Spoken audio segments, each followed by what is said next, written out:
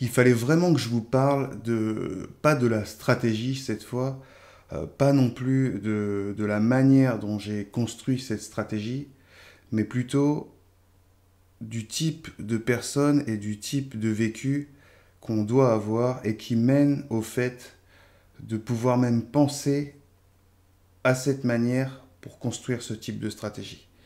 Et ça me semblait intéressant de vous partager ça, pas, pas pour ceux qui cherchent un moyen rapide, mécanique, facile de gagner de l'argent ou qui n'ont pas d'engagement, mais pour toi, euh, le passionné chercheur sur les marchés financiers qui cherche à les battre par toi-même, qui est convaincu qu'il peut y arriver et qui veut y arriver et qui de toute façon ne lâchera pas avant d'avoir réussi, euh, cette vidéo, elle est faite pour toi parce que cette vidéo, elle va te faire gagner plusieurs années et tant mieux, je te l'offre. La vision qui permet de bâtir une stratégie qui bat les marchés financiers, elle vient de ta construction, de ton vécu, de la personne que tu es. Moi, je suis métisse. Et, et grâce au fait que je suis métisse, j'ai jamais pu m'identifier à une case ou à une croyance quelconque, puisque j'ai toujours été entre deux cases. C'est pas dans mon ADN d'être dans un contexte, dans un clivage, dans un groupe. Je suis purement génétiquement le mélange d'un groupe. Donc j'ai une certaine ouverture d'esprit, cette certaine ouverture d'esprit qui m'a permis de ne pas, comme la plupart de l'humanité ou des gens, rester justement dans mon contexte, c'est-à-dire avoir un contexte, naître et être dans un contexte, euh, rencontrer des gens dans un certain contexte, penser dans ce certain contexte, et puis évoluer, vivre et mourir dans ce contexte sans jamais se poser de questions. Ce qui arrive encore à beaucoup de gens, ce qui est arrivé à pratiquement tous nos parents, et ce qui arrivera de moins en moins, mais ce qui arrive encore, et ça arrivera de moins en moins, mais ce sera peut-être pire. Pour d'autres raisons que son internet, bon, c'est pas le sujet. Mais en tout cas, cette possibilité de penser au-delà des cases, je pense, après analyse de ma personne personnelle, euh, qu'elle vient génétiquement, profondément du métissage et du fait que c'est difficile de s'identifier en tant que blanc, en tant que noir, en tant que euh, tout ce qu'on essaierait de faire dans cette vision binaire des choses qui est très facile à faire et dans laquelle si on est toujours né et qu'on n'a jamais eu de friction en rapport à ça, on n'a pas vraiment de se poser de questions. Ce qui est merveilleux dans cette vie, c'est que si on ne rencontre pas les problèmes, on n'a pas particulièrement de raison de trouver des moyens de résoudre ces problèmes. Quand on est déjà différent, partout où on est forcément il est nécessaire pour la survie de l'ego, de la construction de la personne, etc., de développer l'adaptabilité, la compréhension, une forme d'empathie, une forme de réflexion plus profonde des choses. On peut difficilement adhérer à un concept simple qui n'est partagé que par un certain groupe, puisqu'on est toujours partagé entre plusieurs groupes. C'est ce qui m'a permis de fréquenter plein de personnes différentes dans cette vie, plein de groupes différents, plein de niveaux sociaux et intellectuels différents, auxquels je n'ai jamais adhéré dans leur ensemble, mais dans lesquels j'ai toujours su prendre ce qui, moi, m'apportait et me permettait de me construire et me semblait évidemment pertinent. Avec des erreurs aussi et du temps perdu comme dans tout, comme dans la construction d'une stratégie de trading, c'est la vie. C'est pour ça qu'il y a du temps. C'est grâce à ça, et quand je vous dis que j'ai rencontré vraiment tout le monde, j'ai rencontré des gens, des gens pauvres, des gens qui méditent toute la journée, qui sont spirituels, qui pensent que tout ce qui est matériel n'existe pas. J'ai rencontré des gens normaux, euh, qui travaillent, font des études, cherchent un travail au niveau de compétences qu'ils croient avoir. Il y a ceux qui se croient moins intelligents ou qu'on convainc qui sont moins intelligents et qui font des CAP, des boulots comme ça plus rapides, souvent aussi qui viennent d'une classe sociale où le besoin d'argent est ressenti et donc ils vont aller chercher un moyen entre 15 et 18 ans de chercher de l'argent le plus vite possible et donc ils vont faire des études courtes. Tout ça c'est sociétal, sociologique, ça s'explique, sauf cas exceptionnels et il y en a plein et j'en suis un. Et c'est les plus, enfin c'est ceux que je respecte le plus. Euh, Pas forcément parce que j'en suis un, peut-être, je sais pas. Euh, donc il y a vraiment toute cette là d'où l'on vient, ceux qui nous entourent, cette fameuse phrase, les 5 personnes qui nous entourent, est pour moi hyper pertinente et à comprendre à plusieurs degrés de conscience, justement. Et je sais même pas s'il y a une limite dans les degrés de conscience, de compréhension de cette phrase. Parce que cette phrase, je la connais et je la comprends depuis plus de 10 ans, mais chaque année, je, je la comprends un peu plus profondément. Donc ça, c'est très intéressant. Je ne vais pas vous faire le rapport aux arbres et à leur écorce et à ce qu'ils vivent pour vous expliquer ça, mais en fait, c'est ça. Bon. Et donc, je continue. Donc, il y a les gens moyens qui ont cherché un travail, etc. J'ai rencontré des gens aisés, aisés mais humbles, aisés dans ce monde et dans le monde encore de nos années, où des gens qui gagnaient en couple 5 à 7 000 euros par mois et qui... voilà, ils pouvaient se payer des bananes, ils pouvaient faire leurs courses, quand ils avaient un problème, ils pouvaient le régler, ils pouvaient partir en vacances. Voilà, voilà. Donc des gens aisés et qui peuvent mettre de côté, faire des investissements et puis faire croître l'argent parce que justement, ils ont une psychologie et un confort qui facilite la réussite en investissement. Ça, c'est ce qu'on voit aussi dans le trading. N'oubliez pas que dans le trading, la première règle, c'est de ne pas parier l'argent que vous ne pouvez pas vous permettre de perdre. Et pour une fois, au moins, voilà au moins une vérité qui est dite dans le trading, ce qui est déjà pas mal. Ensuite, après les gens aisés, vraiment, j'ai rencontré vraiment des gens euh, bourgeois, riches, enfin des millionnaires, des multimillionnaires, des enfants de bâtisseurs de l'ère industrielle, de personnes novateurs dans le marketing, etc. Donc des gens qui ont 50 ans aujourd'hui et dont les parents ont déjà construit des empires et qui, eux, sont de fait dans un autre prisme. Ma croyance de pauvre à la base était que ces gens-là étaient méchants, prédateurs, enfin, dans le non-mérite, si je puis dire. Et finalement, grâce à l'expérience de vie, encore une fois, j'ai rencontré vraiment des multimillionnaires. Là, je parle surtout d'une personne, multimillionnaire, fils de constructeur industriel, de grosses fortunes, de premiers yachts, etc., qui finalement, sur les valeurs humaines, sur la conception du monde, le respect de la nature, le fait de faire son jardin, faire de la permaculture et tout, on se rejoint. On se rejoint sur toute une vision du monde. Euh, il est loin d'être un gros méchant spéculateur. Il m'a certes aussi débridé sur certaines visions du pauvre, justement, envers les riches, et j'en suis presque en tant que nouveau riche, si on peut dire, et c'est très... surtout selon qui vous êtes, mais alors selon moi, c'est vraiment très succinct de dire ça. Enfin, je me sens pas du tout ni riche ni nouveau, parce qu'en plus, je pense qu'on incarne ce qu'on est depuis toujours et que finalement, il ne fait que se réaliser. Bref. Donc, je vois en tant que débarquant là-dedans que finalement, j'en arrive à des pensées qui sont pas appréciées par là d'où je viens, mais que je trouve que il y a une phrase que je dis souvent en ce moment et qui me semble pertinente, et vous me direz, c'est que finalement, le pauvre est celui qui travaille uniquement contraint. C'est-à-dire que vous ne travaillez, vous ne faites des efforts que parce que vous n'avez pas vraiment le choix, parce qu'il faut payer un loyer, parce qu'il faut manger, parce qu'il faut payer des factures. Et donc, c'est la seule vraie raison profonde du fait que vous vous levez le matin et que vous faites des efforts, que vous respectez des horaires, que vous respectez des choses. Alors que, et c'est ce que je découvre en ce moment, le riche n'est pas forcé de faire des choses. Il pourrait rien faire et manger, partir en vacances, se payer son loyer, etc. Mais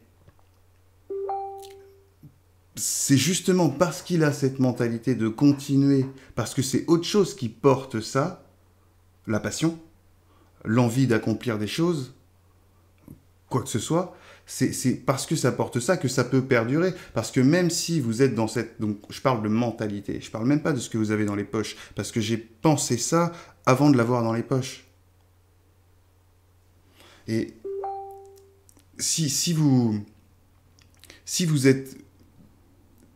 Si vous n'avez pas envie de pousser dans des choses qui vous tiennent à cœur parce qu'elles ne vous permettent pas de répondre aux critères imposés par ce monde, notamment économique, vous n'êtes pas sur le chemin, vous n'êtes pas sur votre chemin, vous ne réalisez pas ce que vous êtes, vous ne respectez pas l'être humain que vous êtes. Vous respectez la personne éventuellement, pour ceux qui connaissent ce débat, mais vous ne respectez pas l'être humain. Et donc, puisque vous ne sublimez pas, puisque vous vous mettez finalement à genoux des obligations plus qu'au service de vos rêves et de vos croyances et de vos visions, eh bien vous avez un blocage. Et je vous dis, chez les riches, heureusement pour eux, ont toujours cette vision, et notamment, c'est évident pour un enfant de riche, puisqu'il a grandi dans ce prisme, il a évolué là-dedans. C'est ce que j'ai lu dans... il est derrière, l'effet boule de neige de Warren Buffett. Quand son père gagne plus d'argent, sa boîte merde, etc., son réflexe à lui, c'est d'aller de trouver qu'est-ce qui pourrait apporter de nouveau aux autres et de créer un nouveau business. C'est pas d'aller chercher un taf ou d'aller à Pôle emploi. Et les enfants s'inspirent de leurs parents. Qu'après, on peut travailler là-dessus. Mais donc, c'est vraiment... Bon, j'arrête là-dessus, mais il y a plusieurs niveaux. Et j'ai pu fréquenter tous ces niveaux de croyances. Je suis encore dans des groupes d'amis où voilà, le standard, c'est le fait que j'ai trouvé un travail, ma fille s'est mariée, qu'est-ce qu'on a d'autre, mon chat est mort. Sachez que vous êtes la moyenne des 5 personnes qui vous entourent. Si votre contexte, c'est le niveau de problématique de votre vie, c'est ça, c'est possiblement ça, et c'est pas un jugement, mais si c'est ça,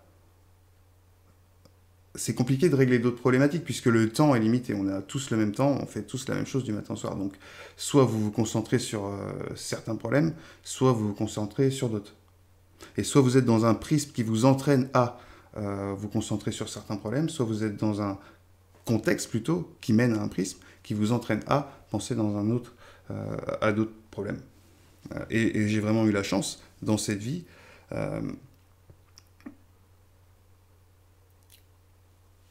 de naturellement rejeter ce qui me semblait trop casé, naturel, et de chercher un peu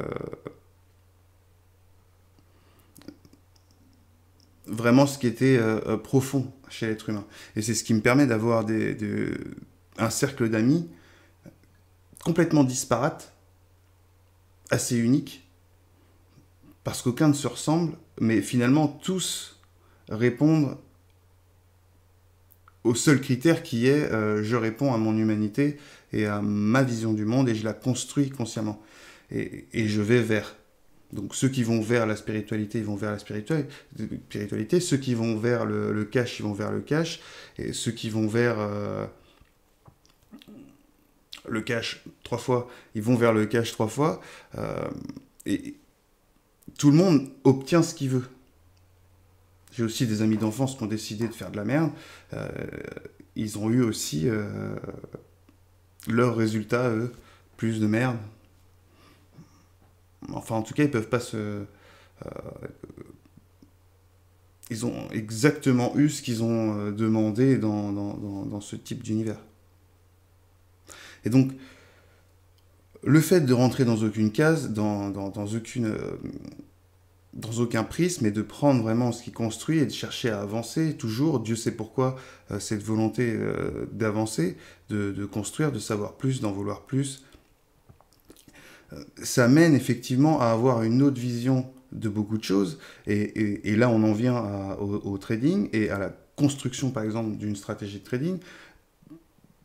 J'y suis pas venu tout de suite parce que j'y croyais même pas moi-même au début. Si vous essayez d'aborder un problème de la même manière que tout le monde, et c'est votre cas, qu'est le trading par exemple, donc au niveau des indicateurs techniques, écoutez ceux qui ont beaucoup de vues, ceux qui ont... Enfin, il va de soi que si 1 million de personnes ont vu cette vidéo sur comment prendre un trade avec le RSI, si ça fonctionnait, tout le monde serait milliardaire. Donc les choses sont plus compliquées que ça. Les choses se font de manière humaine et se font surtout en fonction de vous. J'ai partagé sur les réseaux quelque chose qui m'a rappelé ce que je sais déjà depuis longtemps, mais c'est une autre manière de le formuler qui me semble assez simple, assez accessible pour ceux qui vraiment débarqueraient dans le fait que ce monde est bien plus invisible que visible.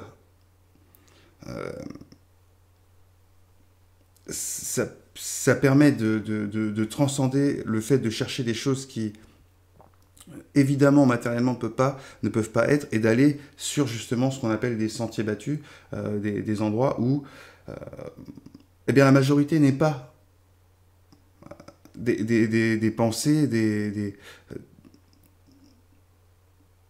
se laisser aller, rester. Vous voyez, c'est là que certains spirituels parlent il y a la méditation Merkaba, donc pour retrouver l'enfant qui est en soi. Il y a le fait, effectivement, de retrouver l'enfant qui est en soi par différentes méditations, par différentes pratiques. Je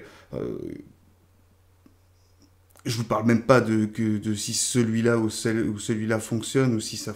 ce que je vous dis, c'est que l'idée, encore une fois, l'idée de retrouver l'enfant, c'est-à-dire qui n'a pas des limites qui vous semblent cohérentes, mais qui ne le sont pas, des limites qui sont imposées par la réalité, très intéressante réalité,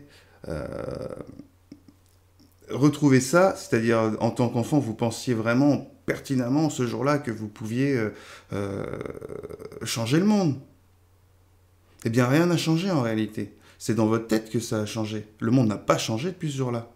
C'est même certainement plus facile aujourd'hui de changer le monde qu'il y a 20 ans. Je ne pouvais pas vous faire cette vidéo il y a 20 ans. J'aurais dit à mon voisin, il a 70 ans. À mon avis, il n'a pas envie d'aborder ce type de problème. Donc tout est possible, c'est ce que je dis à tout le monde tous les jours. Ce qui me déçoit le plus, c'est qu'on ne croit pas en soi. Et effectivement, cette vision, cette adaptabilité, la possibilité de prendre que ce qui est bon, d'adapter de ce qui est bon, encore une fois, d'avoir du recul, un libre arbitre, de ne jamais s'identifier, rejoindre un groupe, de toujours essayer d'innover, de voir les choses différemment, de s'enquérir de différentes manières de penser. Et je vous dis, les niveaux sociaux, économiques sont fondamentaux, parce qu'il y a beaucoup... les spécialistes sociétaux les plus pertinents, pour ma part, sont quand même des gens qui ont bien compris que la vision du monde et les besoins d'un individu dans ce monde sont quand même, en règle générale, économiques et en rapport à ses capacités économiques. Donc les visions du monde changent en rapport au statut social. Mais Ça ne veut pas dire que j'ai pas rencontré des cas sociaux qui étaient fils d'avocats ou que j'ai pas rencontré des jeunes de cité qui étaient des pontes en mathématiques et en finance. J'ai eu la chance aussi d'avoir toujours des mecs incroyables de là où ils venaient. Parce que je les ai cherchés aussi, parce que c'est un intérêt qui vient dans soi ou qui ne vient pas. On peut avoir aussi des déclencheurs. Moi, je pense que j'ai eu une vie déclencheuse, donc j'ai eu cette chance. Mais si on l'a pas eu, si on n'a pas eu de raison de se poser plus de questions que ça dans sa vie, ce qui est quelque part une chance dans la vie réaliste primaire, t'as jamais eu de problème, bon bah tu t'es jamais posé de questions, mais t'es pas heureux. Ben peut-être que ça peut t'aider à travers le trading ou à travers autre chose, parce que franchement, l'idée, moi c'est marrant, mais cette compréhension métaphysique des choses, je l'ai appliquée au trading, ça m'a pris 10 ans. Maintenant, je vois aucune objection au fait que tu l'appliques à l'immobilier, au marketing, à la couture, au taillage de pierre. Il n'y a aucune limitation dans les applications. Puisque c'est ça qu'on cherche, c'est-à-dire une vérité fondamentale. euh, Comment on appelle ça, inaltérable. Euh, Personne ne peut rien y faire, et donc si tu crochetes ça, bah, t'as gagné. T'as gagné. Mais pour te lancer dans ce genre d'aventure délirante, il faut une large gamme de réflexions. Parce que tout ça, ça te mène pas juste à connaître des gens, etc. J'ai lu un paquet de livres, enfin, je veux dire, je vais pas te faire une vidéo de 6 heures non plus. Mais voici les bases du déblocage d'un mindset. Il y a des mecs comme Joe Dispenza qui l'expliquent très bien et qui en plus te donnent la pratique pour intervenir tout de suite dessus. Il y a cette vidéo que j'ai mise tout à l'heure qui vraiment abordable pour tout badaud. Donc, et donc on en vient à glande pinéale et cœur, ce qui te permet d'avoir une perception complète. Mais pour en venir là, je te dis, il faut pas que tu sois dans un délire où euh, les gens spirituels, c'est des guignols. Sinon, t'es baisé. T'es baisé. T'es baisé. Et moi, ça me dérange pas particulièrement, mais par contre, les mecs qui croient que en le spirituel et qui se fondent pas sur du concret, du vécu, etc., peut-être que c'est des guignols. C'est souvent cela qu'on te montre pour discréditer. C'est ça qui est beau dans ce jeu de la discréditation. Donc après ça, c'est toi et ton libre arbitre et est-ce que tu as compris encore une fois comment ça se passe dans ce monde. Et ça, j'en sais rien, hein, franchement. Je sais que tu t'intéresses peut-être plus ou moins au trading. Et encore, je sais même pas si tu t'intéresses vraiment à vivre du trading, à faire du trading une activité, ou si c'est juste un délire passager pendant tant d'autres avec le dropshipping et autres. Là, tu feras ton choix. Il y a des avantages et des inconvénients à tout, en tout cas, sois-en certain. Donc tu verras bien. En tout cas, voilà, cette vidéo pour vraiment vous montrer, pas la construction de la stratégie, pas la mentalité qui construit la stratégie, les mathématiques, etc., mais la vie et la personnalité qu'il faut avoir pour pouvoir déjà avoir la folie de se lancer dans ce genre de tâches. Ce que, ayant grandi aujourd'hui, 16, presque 17 ans plus tard, peut-être qu'effectivement, maintenant, je suis trop vieux pour avoir la folie. Enfin, je ne me lancerai pas aujourd'hui à construire une stratégie de trading. Quand j'ai commencé à 18 ans, c'est parce que je pensais que j'allais y arriver assez vite, naïvement. Mais ça a construit ma vie.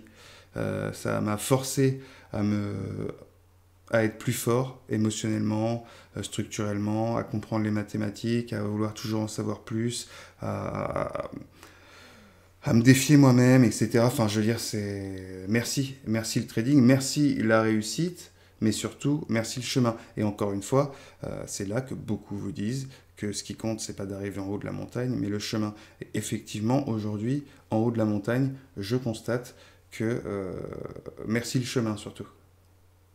Parce que finalement, en haut de la montagne, bon, bah on est en haut de la montagne.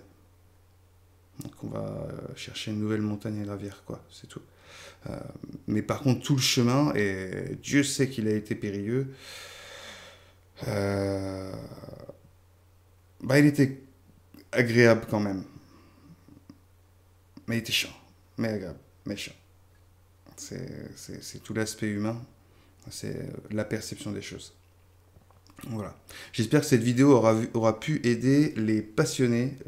Si vraiment vous êtes en mode construction de stratégie, je vais le faire par moi-même.